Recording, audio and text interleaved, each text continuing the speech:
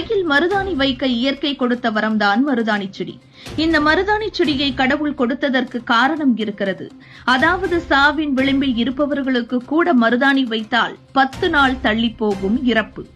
அந்த அளவிற்கு இந்த மருதாணியில் மகத்துவம் இருக்கு என்றால் பாருங்களே. இப்போதெல்லாம் பார்லருக்கு சென்று பெண்கள் மெஹந்தி வைக்கிறார்கள். அதே போல வீட்டிலேயும் மருதாணி கோன் என்று வாங்கி வைக்கிறார்கள். அதிலும் வைத்தவுடனே சிவக்கும் ஒரு கோன் இருக்கிறது. இதில் எல்லாம் எவ்வளவு கெமிக்கல் இருக்கிறது தெரியுமா? மருதாணி என்றாலே மருந்து, நோய்கள் தீர்க்கும் மருந்து. இதனை கையில் வைப்பதால் என்னென்ன வியாதிகளுக்கு தீர்வாகிறது பாருங்கள். மேலும் மருதாணி வைத்தவுடன் சிவப்பதற்கு டிப்ஸையும் பாருங்கள். அதாவது மருதாணி இலைகளை பறித்து வந்து அதில் 4-5 கிராம்பு, 1 ஸ்பூன் சர்க்கரை, சிறிது புளி, பாதி அளவு எலுமிச்சை சாறு இவற்றை சேர்த்து அரைத்து கையில் வைக்கும் பொழுது சிறிது சர்க்கரை தண்ணீர் அதில் கலந்து கொண்டாலே போதும். கை 10 நிமிடத்தில் சிவந்துவிடும்.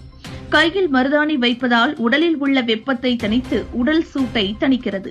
மருதாணியை நாம் கால்களில் ஏற்படும் வெடிப்புகளில் தேய்த்து வந்தால் பித்த வெடிப்பும் மறையும்.